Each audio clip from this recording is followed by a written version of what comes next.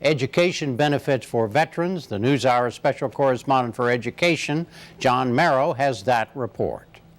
As a soldier in the United States Army, you'll find out what you're really made of. The military touts educational benefits in its television commercials. Explore over 150 careers, help pay for college, and Recruiters deploy them as a marketing tool. call 1-888. But as many veterans have learned, the benefits aren't all they're cracked up to be. Army strong. Former Marine Kyle Williams served 2 tours in Iraq. After leaving the military, he enrolled at the University of California, but was shocked by the costs. At UC Davis, it's going to cost me for the year about $25,000 between rent, books, tuition, and food and living costs. Williams' GI benefits, about $10,000 for the school year, will cover less than half of that, so he'll have to go deeply into debt.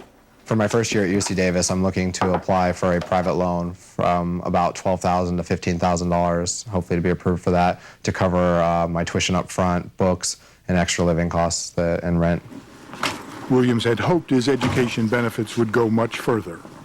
The fact that you're not compensated for the type of school you want to go to, or the dreams that you may have, or the goals that you have, is one of the most frustrating things that not only does it hurt you, but it holds you back. Former Army reservist Chris Metler is also frustrated. He was enrolled in community college, but then was called to serve 2 tours in Iraq. Upon returning home, he left the reserves to concentrate on his studies. You can't really pursue a solid education due to all the exercises you go on annually and the deployments. He was getting about $800 a month in benefits. Then a letter arrived from the Department of Veterans Affairs. When I read the letter from the VA, I was pretty upset, to say the least, because they stated in there that they'd overpaid me $3,800 in education benefits. Metler didn't know it, but by leaving the reserves, he had forfeited his benefits and would have to pay the money back. It was a punch to the stomach from the federal government to me. I don't think that's right. That's wrong in how they're treating their veterans. Metler was caught in a classic catch-22. He couldn't pursue his education while he was in the reserves because he kept getting called to Iraq. But he couldn't get his benefits because he was no longer in the reserves. They're essentially saying that, oh, based on your discharge, your deployments are no longer worth anything. Your contribution to the fight was nice while it lasted, but since you don't want to stay in the military, we're not going to continue to pay for your education. The day of days for America. After World War II, the nation's commitment to its troops was beyond question. Some 8 million veterans went to the colleges of their choice thanks to what's called the GI Bill. When you compare the benefits that we gave the World War II generation, there's just no match whatsoever. Every veteran who had served in World War II, their full tuition paid for, their books bought, and a monthly stipend.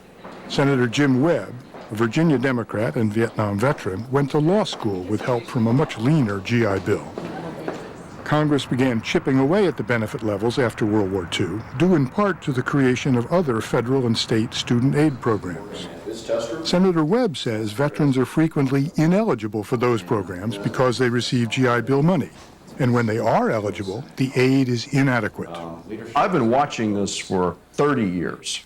On the one hand, we say this is the new greatest generation, and on the other, we don't even give them the type of educational benefit that will allow them to go to a good school. It's just not right.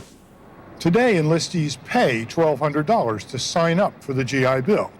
In return, they get $1,100 a month in educational benefits, up to a total of about $40,000. $40,000 will pay only a small fraction of the costs of a top-notch private college, but it will cover about 75% of the costs of a public university. 75% sounded good enough to Terry Boyd, a former Marine who served in Iraq and Afghanistan. His university waives tuition for veterans, so he figured he had it made. But like a lot of vets, Boyd underestimated his living expenses. $700 was the apartment, and that was including utilities, okay? Then my car came up to about $300 a month with insurance and paying it off. And then there were college's hidden costs. Several $100s for university fees, several hundred more for books. His expenses quickly outstripped his monthly benefits. A physical fitness enthusiast, he took a job as a bouncer to earn extra money. Being short of money is no joke. I was really happy to come home and find out that McDonald's had the dollar menu. You know, cheeseburgers, putting a bunch of junk in my body. But even living on the cheap, Boyd was unable to make ends meet. GI Bill, it's good for school, but it's not good for life. It's not good for life because people got to live on the other side of school. They gotta do what they do in order to have a roof over their head. Terry Boyd dropped out of Southern Illinois and enrolled at Sierra Community College in California. Okay, so you have these 2 classes. Those are done. Yep. So moving along. Yep. With the help of a veterans counselor and some friends, he's learned to cut his expenses. One. And he's earning more money working as a personal trainer. 4. I'm eating bigger meals now. I'm not eating off the dollar menu anymore, so that's nice.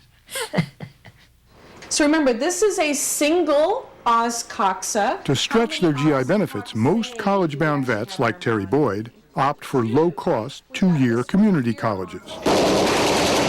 But many veterans who've put their lives on the line for their country argue that benefits should cover tuition and expenses at 4-year universities as well. Senator Webb. It's a cost of war. You know, we're going to spend $1 trillion on this war. The least we can do is to provide the people who have had to go and fight it the right kind of thanks. The senator has introduced a bill that would put state universities within reach of all active duty veterans. This bill will pay for people's tuition, will buy their books, will give them a monthly stipend. The tuition is capped at the maximum level of a state school in the state so that it does not abuse. And they have 15 years from the time that they leave the military in order to use it. It's estimated the bill would cost around $2 billion, roughly what it cost to prosecute the Iraq War for a week, according to Senator Webb. The Bush administration argues that the bill is too expensive and that it would be difficult to administer because benefits would be different in every state. But there's another issue. Keith Wilson is the Director of Education Service at the Department of Veterans Affairs. Is there a concern that if you raised the benefits dramatically, substantially, that men and women would leave the service and go to college? Potentially that could happen. Then we get into a situation of diminishing returns, and we end up potentially losing more people than we would be gaining into the military, which would create potentially a vicious cycle. They don't comprehend that if you put a benefit like this on the table, you're going to broaden your recruitment base. So you're going to have more people attracted to coming in. We are looking at administering the program as effectively as we can, meeting the congressional intents of the program, and they seem to be working well right now. A lot of people are using the program more than ever in history. So to say that it would cover everybody's costs, absolutely not. But it seems to be meeting the needs of more people than ever. Senator Webb's bill is under consideration in the Congress, but has a long way to go if it's to become law. The Congress did pass one piece of legislation recently which should please Chris Metler, who lost his education benefits because he resigned from the reserves.